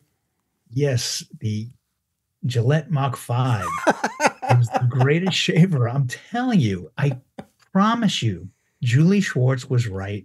It's the greatest, closest shave. You'll never get a better shave unless you're shooting your heat vision at a piece of your spaceship. But it's just, that's my big piece of advice. My advice is enjoy the Superman you enjoy, support the Superman you enjoy, and make sure that your friends, if you have friends, which I'm sure you do, what better present than to give them something that you've enjoyed for 30 years? And a Superman Volume 1 omnibus makes a great Christmas gift. And we're heading into that season. Well said. Well, thank you again for being part of this. No, it's been my pleasure. You know where to find me when you got new questions or even old questions, because I don't have any new answers. Folks, don't go anywhere. Right after this commercial break, it's my conversation with Dan Jurgens. We'll be right back. Aw Yeah Comics celebrates and promotes everything that is wonderful about comics, toys, artwork, and the joy they bring to people. Visit them in person at one of their 3 locations: Harrison, New York, aka my local comic shop, Skokie, Illinois, or Muncie, Indiana. If you have kids and have been looking for a family-friendly store, look no further. Join Aw Yeah for exciting events, including creator signings, how-tos, and more. Visit awyeahcomics.com and follow Aw Yeah on social media for more. Their name says exactly how they feel about it. Say it with me now. Aw yeah. We reference the television series Smallville a lot around here, and there's one Smallville rewatch podcast that's always at the top of my queue. Always Hold On to Smallville, hosted by our pal, Zach Moore. Zach and his guests bring tremendous insight, passion, and humor as they discuss each and every episode of the series that ushered in the renaissance of superhero TV. Listen to Always Hold On to Smallville wherever you get podcasts, and keep an eye out for the other shows under the Always Hold On to banner, including Arrow, DC's Legends of Tomorrow, Superman and Lois, and Star Wars. Fat Moose Comics is New Jersey's best and oldest comic book store. Established in 1982 and under new ownership since 2020, Moose sells a wide selection of comics from every publisher and time period, along with action figures, graphic novels, posters, statues, and more. If you're looking for something and they don't have it, they can probably get it for you. They know a guy. Visit Fat Moose in Whippany the next time you're in the Garden State, and be sure to reach out via the Fat Moose Comics Facebook page. Filmmakers and movie fans alike should be sure to attend these film festivals: Brightside Tavern in Jersey City, Hang On to Your Shorts in Asbury Park, Point Lookout on Long Island, and Round Reel in Bloomfield, New Jersey. Take it from an alum of 2 of them. Submission information for filmmakers, as well as details about the festivals, can be found at filmfreeway.com. Follow the festivals on social media for news about events, discounts, tickets, and more. Also, listen to the Hang On to Your Shorts and Cullen on Film podcasts, available via a shared universe network. And now, my conversation with veteran comics creator Dan Jurgens. We speak about the often underappreciated storytelling strengths of the death and return of Superman. We get into Doomsday, including his origin and adaptations. We talk about the other tentpole stories from the Triangle era, as well as some of Dan's favorite standalone issues. And of course, we talk about Conduit. Plus, yes, I tell him my story about standing outside Heroes World when I was 5. I hope you enjoy. Mr. Dan Jurgens, welcome to Digging for Kryptonite. It's really a thrill to have you here. Thank you, Anthony. It's nice to be here. So I have to start with something that I know you have heard countless times from fans over the years, but it doesn't make it any less true. And it's something in many ways I've waited 32 years to say to you, which is thank you, because the death of Superman was my introduction to comics and to Superman. And I couldn't be prouder of the fact that that was my entry point into all of this. It set me on this lifelong fan journey. So many people have come into my life because of Superman and comics and comic shops. And so again, to you, and I extend this to your fellow Triangle era creators and Mike Carlin and everyone involved with this, but sincerely, thank you. That's very nice of you to say. It is always awesome to hear. And quite honestly, I kind of wonder sometimes if there had never been a Death of Superman event, just where we'd be now as an industry, because I would say every single convention I do, at least two, and usually more people will come up to me and say, that was my first exposure to comics. That's what got me into it. I didn't even know about comics, but then, my uncle, my mother, brought me this thing because they had heard about it on the news, and it was the death of Superman. Or, even if they had kind of been interested in comics, they have the stories of, my dad let me stay home from school that day and he took me to the comic shop, things like that. So it's always nice to hear. Thank you. No, of course. So you've heard this from so many people over the years. I guess one of the things I'm really curious about is for all of these fans whose first exposure to Superman was the death of Superman, or maybe the death of Superman got them back into the character. What do you hope they took away from the death and return of Superman? How do you hope that it shaped the way they see the character? Well, at the core, the entire story, if you take all the chapters, was really about Superman's importance and meaning to the world. So I think if I were to say, what do I want them to take away, besides the sort of obvious, it was a good story with lots of action, whatever, I think it helped define and say something about Superman in terms of what he means to the world and all of us. And one of the interesting things to me about the whole story that we never could have foreseen is that as we did this story that was based on a discussion of Superman's importance to the world, how do we show that? By the way the world reacts with the entire funeral storyline, for example. We saw that mirrored in reality because we were getting those same opinion pieces from columnists who would say, this is what Superman means to me. What does it say about us that we no longer have a Superman? Things like that. And that was always what was so weird, is not just the attention that it got, but the mirrored kind of dual reality thing of, yes, we have this happening in fiction. And meanwhile, there are reporters and columnists out there saying the exact same thing. Yeah, that really is a fascinating sort of meta moment there. I'll say for myself, I'll share that for as long as I've been a Superman fan, I've encountered a lot of those same tired criticisms of the character that you'll often hear from non-fans about how Superman is too powerful, he can't be challenged, it's hard to come up with stories. As someone who started with the death of Superman, that has never resonated with me, because the first story that I read, he had this unstoppable force and he had to go the distance and sacrifice his life to stop this character. So it shaped the way I see Superman in such a fundamental way. But then even then, death didn't stop him. So it just added this whole other layer to it and just cemented this character as this mythic figure in my mind, but always sort of grounded in the humanity, the emotions, those interpersonal dynamics, that robust supporting cast that the Triangle era creators were able to develop. And it just added so much. So again, I think maybe it sort of inoculated me against a lot of those criticisms that you often hear about Superman. Well, I agree. And part of it is this, that when people talk about Superman in the way that you described, those are people who only see the guy in a blue suit, red cape, and red and yellow shield. But when you consider everything about Superman, those around him, whether it's Lois, Perry, Jimmy, whatever, the way he was raised, which was very much as a human and everything else, and his life as Clark Kent, and start to add those complexities into the character, that's where you find the story. I mean, it's not just about a Superman story should never just be about Superman goes out and fights whatever, right? It should never be that. It has to be about something more than that, about why the fight has to be about whatever. And then at the same time, what was it in and around Superman that made it a more complex issue, a difficult choice, something that cost him elsewhere in terms of being Clark Kent, all of that. That's what makes a Superman story. Absolutely. So much has been said and written about the death and return of Superman and the making of. So much has been chronicled. The answer to this might simply be no, but is there any aspect of the story itself or the behind the scenes that really hasn't gotten a lot of attention over the years or that you wish people would talk about? Is there anything that comes to mind, or is it so covered at this point?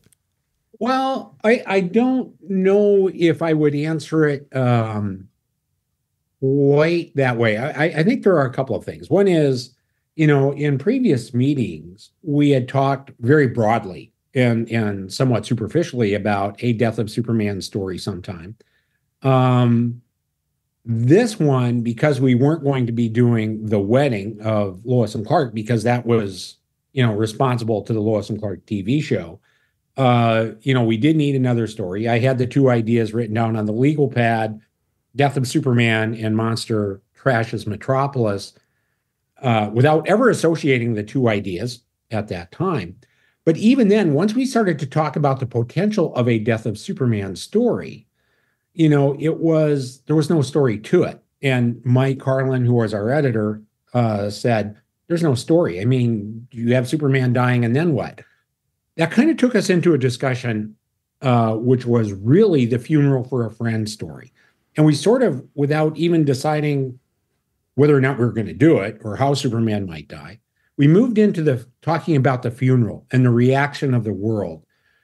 And that's really when we realized we had a story, that we talked about how the other heroes in the DCU would react. And I think one of the things that came up was this idea that his parents, Ma and Pa Kent, would be seeing it on TV. And yet, because Superman had a secret identity, wouldn't be able to tell people that they just saw their son die. All the emotional beats of it. And once we started to build out that storyline, then we knew we had something and kind of went back and did the Death of Superman. How he was going to die, went through the discussion of, whether it would be Luthor or Brainiac or someone new. That's when we, started to fuse in this idea of this monster, something really physical, something brutish that we could use here. And we even really liked the idea of a new character at that point. So I think part of what is important to understand is, and I say this because we are so often accused of doing this as an event, is this was 100% built on story that was individual to Superman, that was based very much on the idea of what did it mean if we don't have a Superman, because that's where we went first and then went back and kind of really built out the actual death that, started a few issues earlier and ended up in Superman 75. The other thing is, I think that because it had so many cynics around it that did interpret it as an event that way. And I hate to be the guy that's out there, saying, look at me and pat me on the back and the rest of us. But I don't think the story as a whole has ever gotten the due it deserves in terms of being a good story, that it is so easily dismissed as having been an event, or even the problems in the marketplace around the time that the return of came back with that Adventures 500, that the quality of the story has never gotten its due. I will say this, anything that is still being read 20, 25, 30, now getting past that years later and appreciated that way, it was a good story. I don't mind saying so. I think, it's a shame that despite the success of it, it hasn't really gotten that level of recognition it deserves just for being a really damn good story.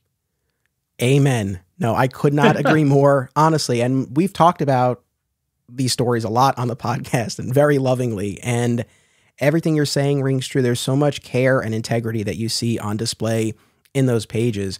I read these stories as a little kid. In fact, The Death of Superman itself was first read to me. I was 5 when I got it, and then started reading very shortly after that. But I've gone back to the stories, and very recently, within the past couple of years, I went back, and this time I actually started with the year's worth of stories leading up to it, which I had not read previously.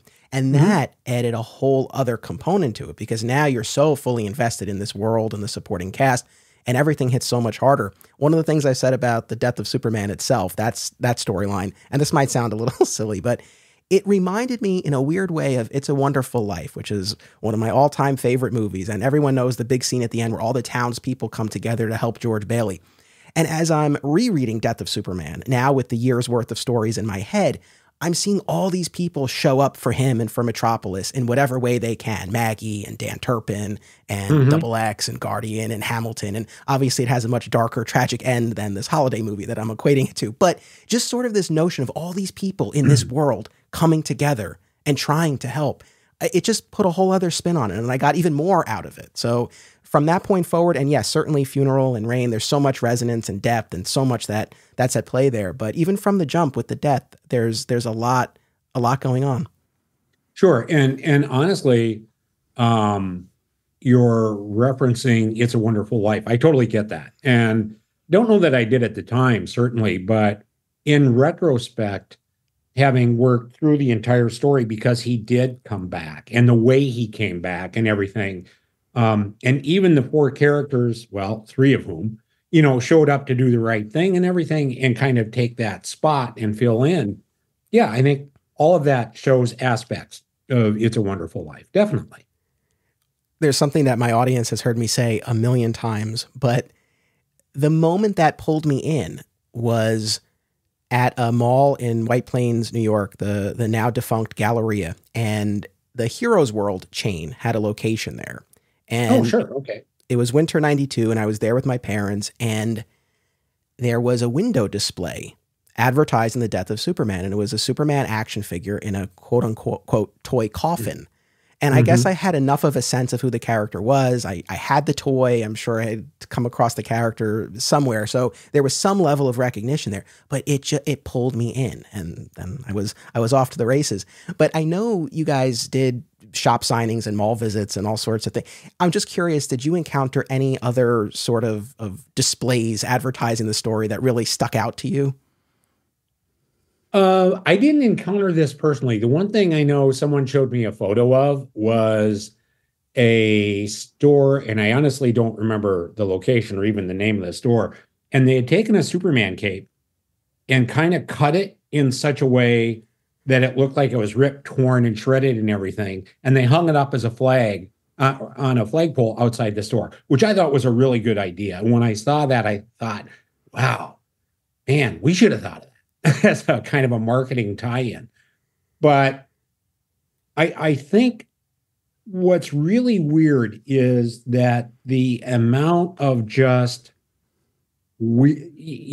activity and excitement and just shock and awe that was out there at the time is really what I remember most. And during that couple of weeks, we were on the phone with each other all the time with these "can you possibly top this" type stories. And it was, everybody, as you said, were doing their signings in whatever markets, and what they were seeing and observing, as well as what we were hearing about sellouts here, sellouts there, this new edition, that new edition, trading cards, whatever. The opinion pieces that I referenced earlier, the letters of complaint, the threats, everything that came in. It was just one continual phone call after another of, can you top this? Can you possibly believe this? And that was a lot of it. And I certainly remember doing the signing the weekend the book came out. So it was a cold November, wet, icy, rainy kind of night. And I remember driving down the street, and as we turned the corner to start to approach the comic store, I just saw people all lined up. And I thought, what's this? I thought, is there like a fire or something and people got put out of their apartments? What's going on? And it wasn't until like 2 blocks later that I realized this was a line of people waiting to get into the store. And it just went on and on and on. And, by then we had all known that this kind of thing was possible and happening, but to actually see it, and again, it's really like 33 degrees and raining. So in any minute, that's going to become ice. Was something I still remember very clearly to this day.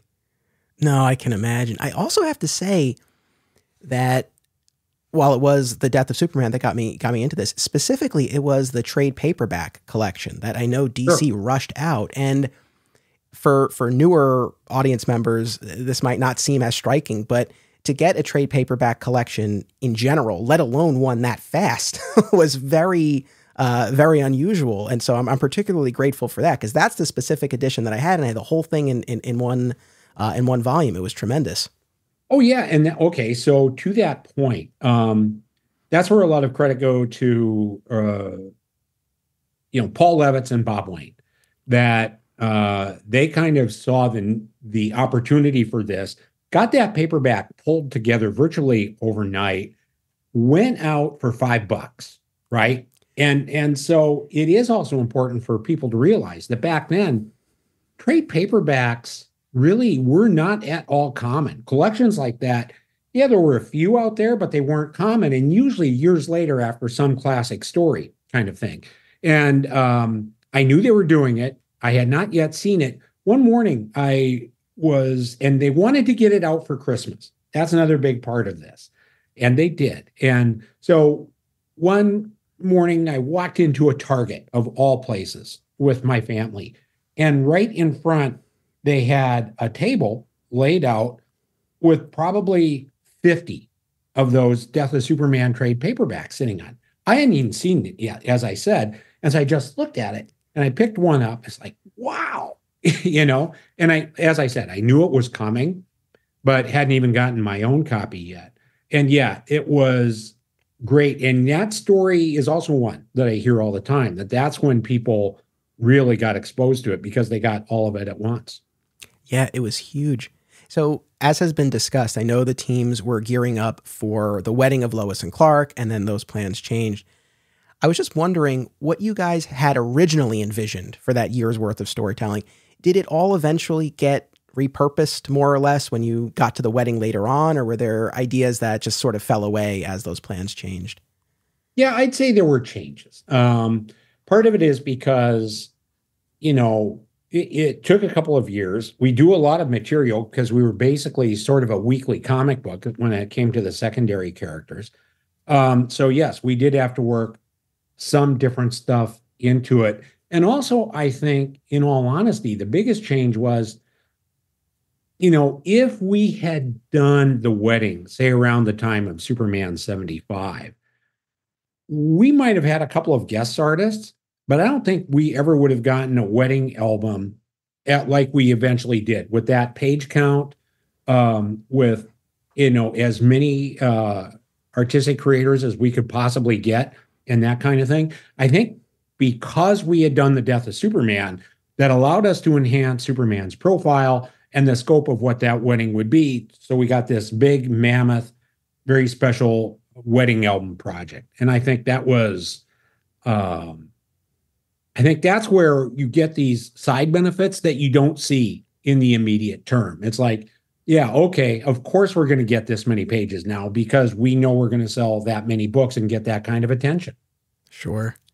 I want to talk a bit more about Doomsday. So over the years, we've gotten a number of adaptations of the character in animation and live action. I'm just curious, and feel free to be as general or specific as you like. How do you tend to receive these? Do you have a favorite? Anything you can share? I'd be very curious about. I still don't think the perfect one has been seen. I'm extremely disappointed in the one that's on TV right now. I'll just leave it at that. Or whatever it is that it's supposed to be. I mean, my gosh, we all know, right? even the, Batman versus Superman movie version, I thought could have been much more Doomsday-like in terms of the bones and the width and the mass and all that kind of thing. It's one of these weird things. So it looked to me like, if you remember the TV series Krypton and some of the glimpses we saw of Doomsday at that time, I was really intrigued with what we might get out of that because I thought that looked good. And, even when they did it elsewhere on Smallville with the guy in the rubber suit and they, shoot it from far away with the smoke and mist kind of obscuring the character, I thought, okay, it has something to it here. But yeah, just like, the version that's on TV right now, I miss the absolute structure of the massive bones at the shoulder and that kind of thing. So, I still haven't been totally satisfied yet. I hear you. It's funny because generally speaking, listeners might disagree. I don't feel like I get too fanboyish about much, but this is one of those things where whenever we see Doomsday, I always long for a more faithful visual representation. I will echo what you said. I thought the Krypton version was tremendous. I was very late to the game with that show. I only watched it finally over the last year or so, and I enjoyed it so much. And that Doomsday really was fantastic. Yeah. Yeah. What we saw of it, it was all very short, and another season would have been great because then we would have seen, much more. And for what we have seen so far, I think that probably came closest to my vision of what it could look like.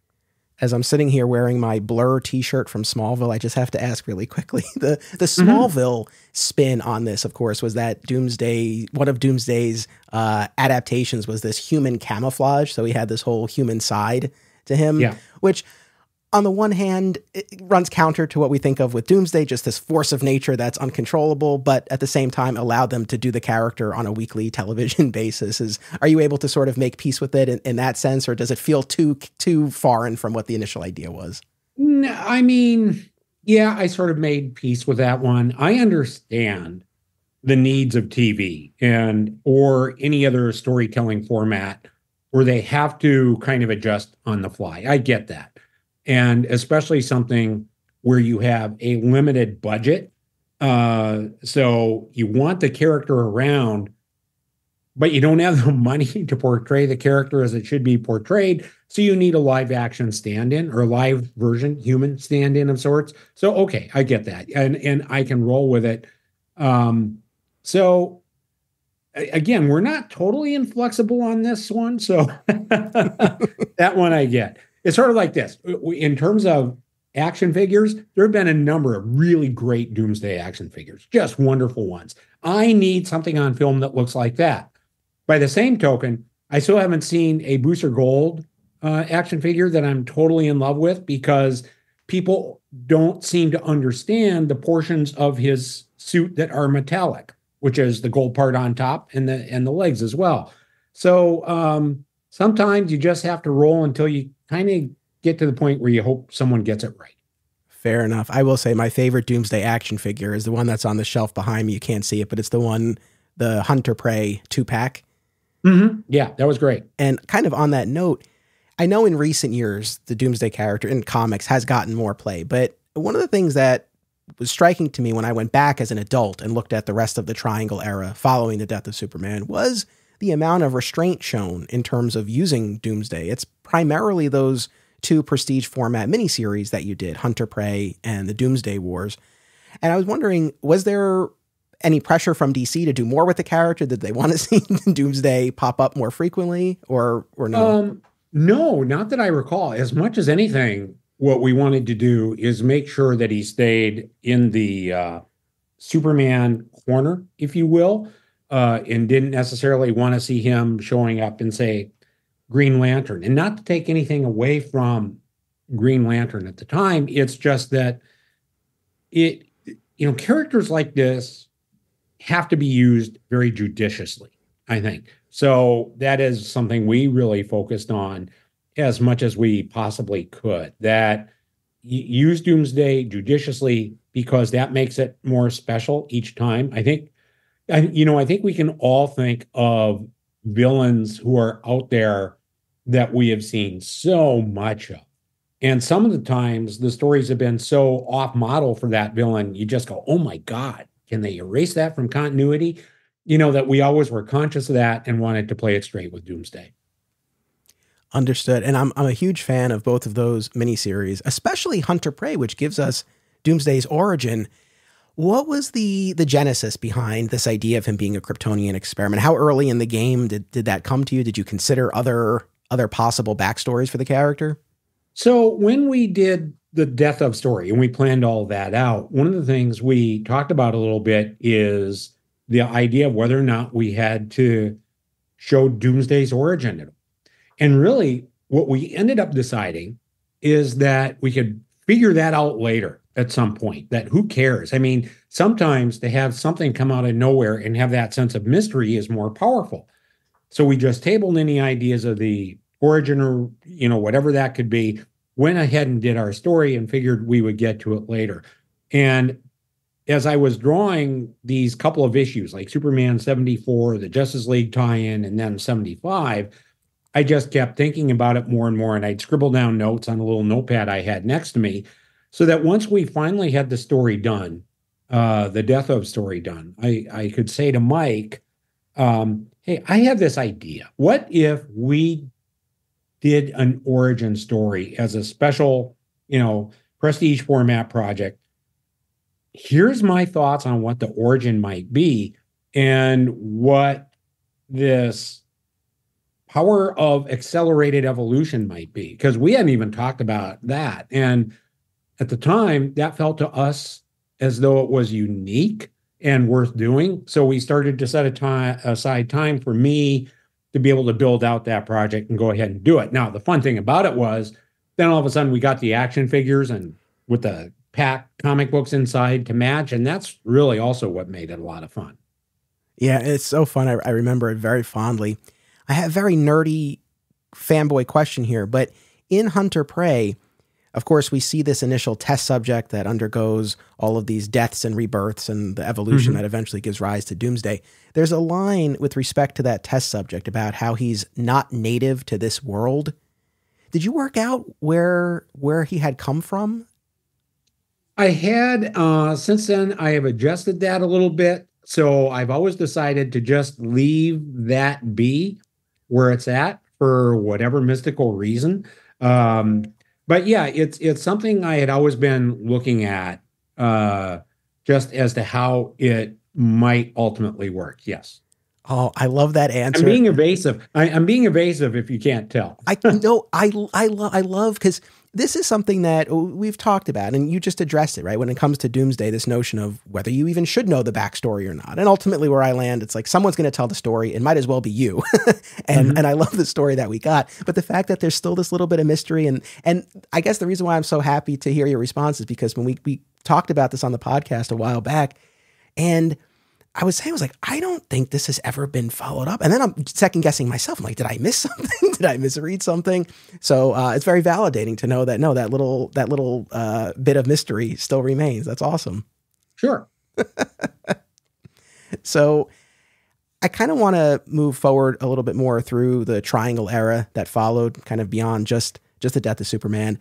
And there are some sort of standalone issues you did that I do want to talk about, but with respect to kind of the larger tentpole stories of the rest of the 90s, are there any that you feel maybe deserve a second look, that maybe are a bit underrated or overlooked by fans? Any ones that you want to highlight? Oh, I don't know. I mean, really, that is for fans to decide.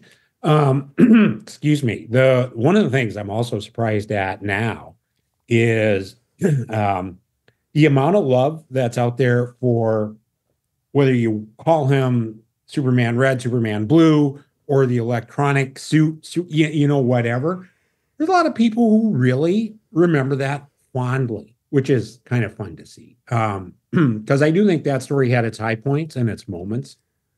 So that's always nice to see. The other comparison to that is the Ben Reilly Spider-Man stuff I did at Marvel, where years later, all of a sudden, it's a cool story. Okay, fine, I'll ride with that. So there's that one. So I love that you mentioned your run on Sensational Spider-Man, because what the death of Superman was for me with respect to Superman, that's what the Clone Saga was with respect to Spider-Man. It got me into the character.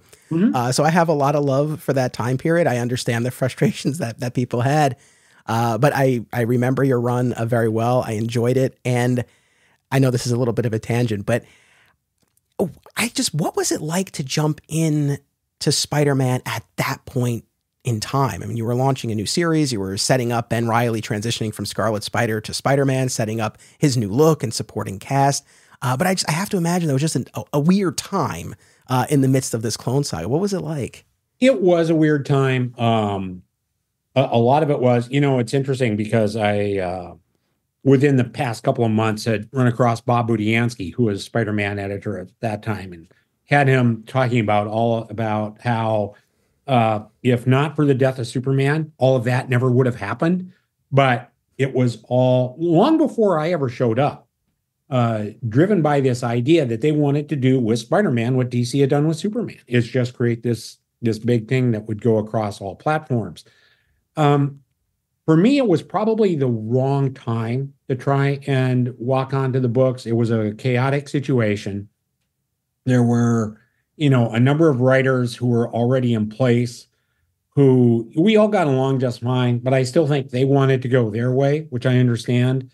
Whereas I wanted to do kind of more classically atmospheric Spider-Man type stories, which could have worked either with Ben Reilly or Peter Parker, but just get some of that attitude into it. It was interesting. It was fun.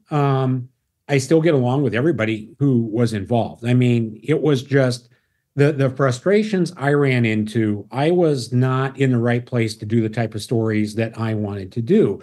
And when that happens, the best thing you can do is say, seriously, thanks. This was fun so far, but we should probably part ways. And that's really what that was. Understood. So I'll answer the question that I posed to you about stories that I feel fans should take another look at. And one of them is the death of Clark Kent. And it has a lot to do with my man Conduit here, holding up the action figure. So I love this villain. The look, the motivation, the backstory. Is there anything you could share about the genesis of this character? Because I feel like he was a great villain that unfortunately hasn't gotten much play in the years since, but I'm always fascinated by Conduit. Yeah, I have been stunned by the lack of traction with regards to the character. And so in terms of where he came from, it's very simply this, that one of the things we did not have in terms of villains was anybody who tied into Clark's past. And Conduit became that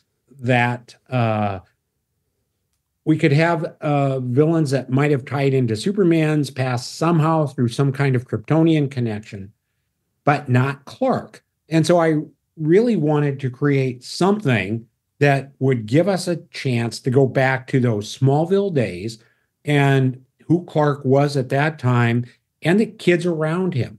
And that's where Kenny Braverman came from.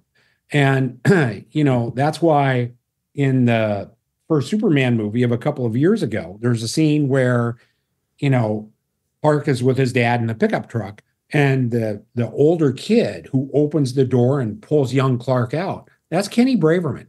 So even they realized there's a nice connection there with Conduit. More recently, when I was writing Action Comics, and we had worked our way up to issue 1000, and I thought I was going to be doing 1000, we were going to start a big Conduit story, and I was going to bring it back, anchor it, in Smallville, and build out even more around that would relate to young John, because I thought there was a lot of fun stuff to be built on there. And that things changed. I'll leave it at that. But it's too bad I never got to do that, because I think that would have revived the character at the right time, and also revived the character in such a way that would have had even more meaning, because, you had an 8-year-old kid in the story as well. Yeah, I read you talk about the fact that you had those plans either on social media or an interview, and it broke my heart because I would have loved to have seen that. I think the character is very compelling for all the reasons you laid out. It's interesting because when we talk about the adult Clark, I do gravitate much more towards what you folks did in the Triangle era, what we saw in Lois and Clark, where Clark is confident and capable and self-assured, and like he's the guy, and then Superman is what he can do. Yeah. On the Smallville side, I personally, I do sort of see a space for Clark being a bit more of an outcast as an adolescent. Obviously, the post-crisis comics took a different track, and he's the star athlete. But if you do that, and then you have a character like Conduit, it's a great payoff because now you have this character with, again, a very compelling motivation that he feels like Clark had this unfair advantage. So it's, if you're going to make him a star athlete, I feel like, well, that's a great payoff, and then that paves the way for a villain like Conduit. Yeah, and that's the other reason that it was there, because, obviously Clark's background had changed. That was established in Byrne's Man of Steel miniseries, which still to this day I regard to be a great piece of work. And with that change, then if you start to say, okay, so who was around Clark in those days? What was life like? And you say, well, we've already got Lana and Pete. And so who else would have been there? And that kind of thing. That's why I think it worked very well. And there's still a strong place for it. Well, if my math is right, next year will be the 30-year anniversary of the death of Clark Kent. And you've been doing all of these 30th anniversary specials. Maybe there's a space for a death of Clark Kent 30th anniversary special and room for a Conduit story. Maybe, we'll see. I'm always conscious of not wanting to go back to the well on that stuff too many times. And at the same time, people love them. I mean, this is the weird thing, right? We just did the 0 Hour one. And I really do think for the folks that resonated with, who bought it, I think they really did enjoy it and got into it. For me, they're fun to do. I think it all works out very well. Fortunately, I'm also doing new stuff at the same time, so it doesn't look like I'm just, out there on the road playing the band's oldest, greatest hits in whatever bar I can find. So, like I said, they're fun to do, and that wouldn't be the worst idea by any means. Well, we'll speak it out there into the universe, and we'll see what happens. But for whatever it's worth, from this fan's perspective, I've enjoyed all of the 30th anniversary specials so far. I appreciate the delicate balance that it must be. You want to tell a fresh story, but you also kind of want to scratch that nostalgia itch that fans have, and I think these stories have been able to do it. So if there's potential for more down the line, I'll be there for sure. Yeah, and I think I appreciate that. And I would even say, something like the 0 Hour special we just did, Ron Mars and I have talked about this. We created enough of a world with enough overhang there that there's plenty there worth revisiting. I doubt DC would want to, but still, that's part of what makes it fun, is here's this other universe, this other world. These characters have grown in a bit of a different way because Superman stayed dead, and Bruce's back stayed fractured.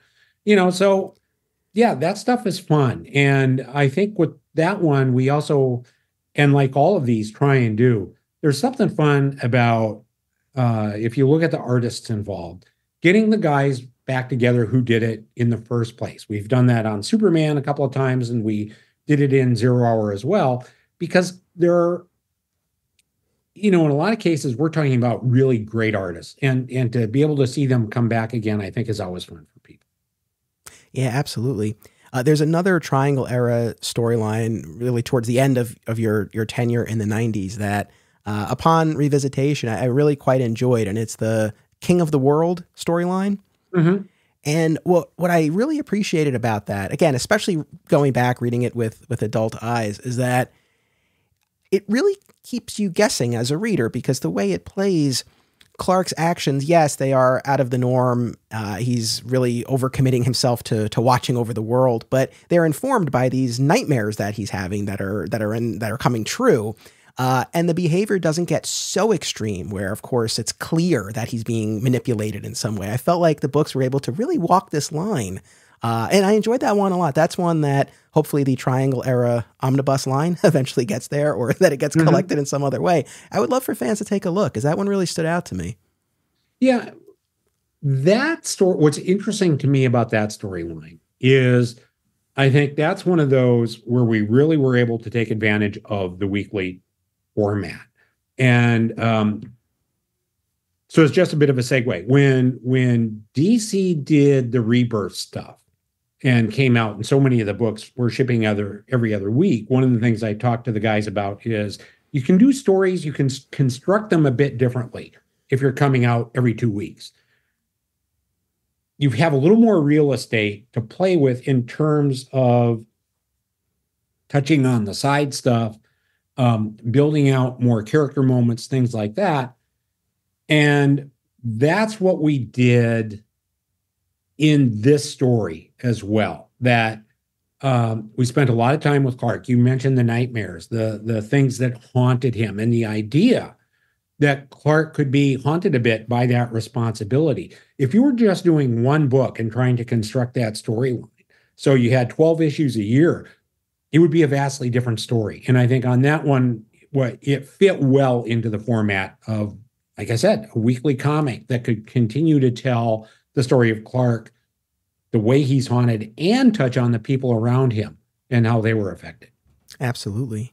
When we look at those post-Death and Return of Superman tentpole storylines, Fall of Metropolis, Dead Again, Death of Clark Kent, Trial of Superman, The Wedding, Electric, King of the World, were there ones that you are particularly passionate about, or that you initiated, or on the other hand, ones that you had to be sold on a little bit more, that another creator was really passionate about?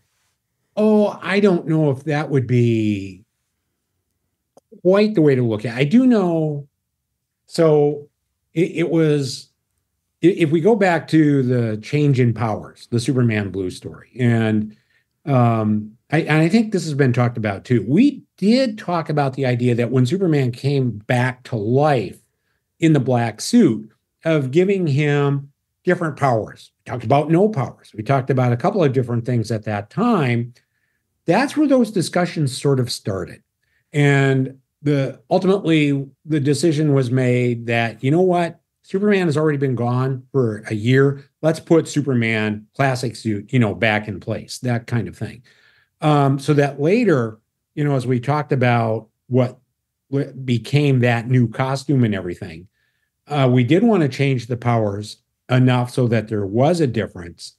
I think along those terms, we all wanted to do it, but I think it's a story where we weren't all necessarily on the same page as to where it was going to go in some of the execution. And so that's where it ended up being kind of uneven. And I only bring it up this way, and it's not a case where I had to be talked into anything. It's almost a case of where we tried to reconcile so many differences in where it might go, that I think some of that came out. And especially, our colorist was Glenn Whitmore. And this has also been said many times, Glenn would sit there at every meeting and kind of go, Superman red, Superman blue, because he always wanted to do that somehow. And eventually we got to that. And I think the idea of a split personality sort of approach at that time was fun. We probably could have done more with it. I almost wish we would have started with that and had this idea of, two Clark Kents that are out there before we ever saw a change in powers. And let's have two Clarks and then take off from that point. And then we get a Superman, but wait, what's that red blur? Because you mentioned Smallville, what's the red blur up there? And then kind of built it more as a mystery that way. Understood. Yeah, no, that all makes sense. But there's a lot of love for Electric Superman out there. And absolutely. Yes, definitely. Yeah, no, that's fantastic. So again, I know we talk a lot about those larger tentpole storylines in the Triangle era, but there were opportunities for smaller or one-off issues, and some of the ones that you did stand out to me all these years later. One of them, of course, is the Toyman issue, where he murders the son of Cat Grant. I don't even know what my question is, other than just to say it's haunting. And I mean, I read that again as a really little kid. I remember making those weekly or biweekly trips to the mall, to Heroes World, and getting it. And I think I read it in a shoe store while my mother was shopping, and I just sat there and I read it, and it was very powerful and very affecting. And now, and I talk about this all the time too on the podcast, as a father myself, all these Superman stories that I'm coming back to, now I see them in a completely different way. Sure. And so it hits in a completely, different respect, but just such a powerful story. I mean, that's one that really stands out. I imagine that's one that you hear from people about. I do, and I'm torn on that one myself, because what I did want to create is a more evil, creepy toy man that had already sort of been started. And I wanted to kind of, take that to the next level. I don't know that I would do that story the way I did it today. I don't know that I would have Cat's son die. That may have been a bit too far, because in many respects, Superman should have found a way to stop it. On the other hand, it is remembered because of that difference. Because the easiest answer would have been, yeah, Superman does not let this happen. Somehow Superman stops it. And to a certain extent, I think there should always be a place for a story that focuses on that which Superman does not or cannot do. Yes. Yeah. Well, otherwise he's God. And he isn't. And I think there's a place for that. Well, kind of along those lines, another standalone issue of yours, and I don't have the issue number off the top of my head, but it's the Suicide Slum issue, where it really raises this question of what level of involvement and what sort of intervention Superman should engage in to combat this gang violence in Suicide Slum. And it really, I think, got at those interesting questions about what role Superman should play. But that's another one that really stood out. Yeah. Thank you. That was a challenging one to do, because I at the macro level, everyone says, yeah, if we really had a Superman, he'd go get rid of all the nuclear weapons. Would he?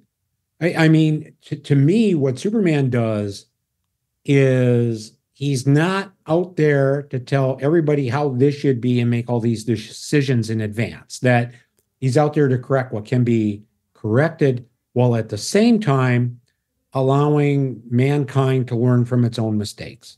Doesn't mean he would let the world be half destroyed or totally destroyed in a nuclear holocaust. It just means he isn't going to start flying into rocket silos and getting rid of nuclear weapons, because that would not change what kind of evil or ill intent rests in the hearts of men. What we do know is that no matter what good is done throughout the world, there are areas of the world where the conflict never seems to change, right?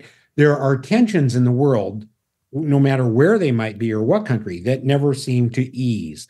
So that's kind of what I was trying to play with there. And I thought it was easier to do on a scale like that, as opposed to the wider whole world sort of approach.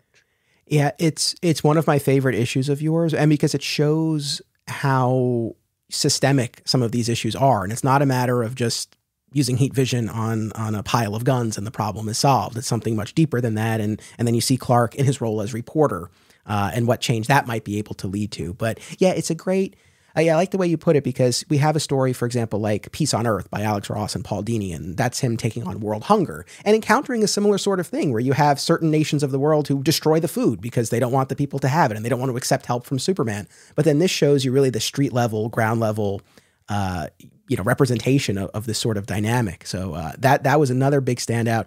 And another one that I wanted to mention is the birth of Lena Luthor. Oh, I love that issue. We got all this backstory with Perry White and Lex. It's magnificent. And that final shot of Lex holding Lena looking out over the city. I revisited that one recently because the character, aged up now though, is finally back in the current Superman books, which this Triangle era fan is very happy to see. Yeah, that is one of my absolute favorites. That one I really had a lot of fun doing. And to be able to spend an entire issue in Lex's head, that's one of my, if I were to write down like my 10 favorite issues of the Superman I had done, that would easily make the list. Just like, a couple of Christmas issues I had done, like the Metropolis mailbag, the idea that people write and send letters to Superman that end up in the post office in Metropolis. And then Clark uses the time around Christmas to just catch up and read all, that kind of thing. And the impossible requests that people would make. I mean, a happy spot for me would be, just let me do a Superman Christmas story on a yearly basis, and that's fine. We'll call it a day, that kind of thing. So that falls into it as well. But yeah, being able to spend an entire issue really with Lex, where we want to, it's important to see just how evil he can be. And yet at the same time, here, you've got a daughter, that kind of thing. So that was fun. Yeah. Oh, that one is another favorite of mine. Just going back to the end of your tenure during the Triangle era, was there, I don't know how much advance notice you had about the fact that 150 was going to be your final issue. What did you have in the works for past that? Had you continued on the book? Were there plans in mind for where you wanted to go? Oh, I didn't. I knew that was going to be it. And it was, they gave me time to work through the end of it, get to that point, leave at a good time, which was 150, a nice round issue that way, which I appreciated. I had always had other Superman stories in mind, but by that point, I knew that I wanted to move into away from the cooperative writing element and into the more, I'll tell this story in this place kind of thing, whatever side project it might be, whatever bookshelf project it might be. But also at that time, I just got through that and said, I'm taking a break from Superman, and it's going to be a long one. They had made it clear, anytime you want to do Superman, come on back. We'll give you the room. But it was also important for me then to move on and really focus on some other stuff. Well, I can't thank you enough. Again, like I said, in many ways, I've been waiting decades to have this conversation. I'm so appreciative for you to take this time to join me here today. What would you like to share with folks about current or upcoming projects, or how they can follow you? So current and upcoming projects, what do we have coming up? Right now, I'm doing a bunch of covers, mostly at Marvel, some at DC. But also we have a couple of new projects that I'm actively working on that we can't quite announce yet. Maybe one of them kind of touches on Superman a little bit, but it's not going to be that long before the news is out there. And I think it's going to be a lot of fun for folks. Awesome. Well, I hope everyone will keep an eye on that. And again, thank you so much for joining me. My pleasure.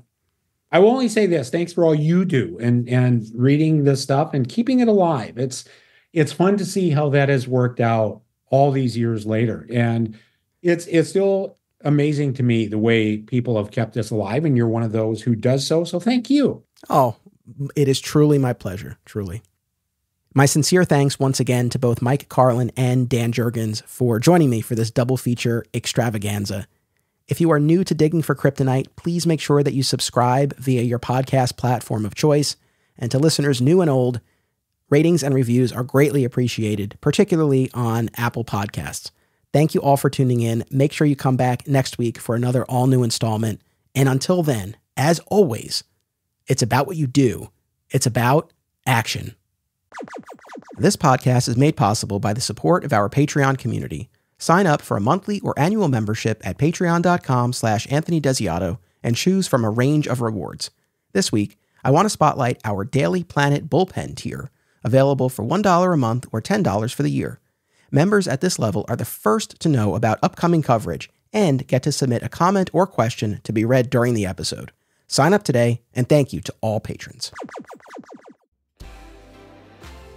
Be sure to check out our sister podcast series, Another Exciting Episode in the Adventures of Superman, an episode-by-episode breakdown of the classic George Reeves television show, available wherever you get podcasts. Please join us on social media, become a patron, and subscribe, rate, and review today. Links are in the show notes. Thank you all.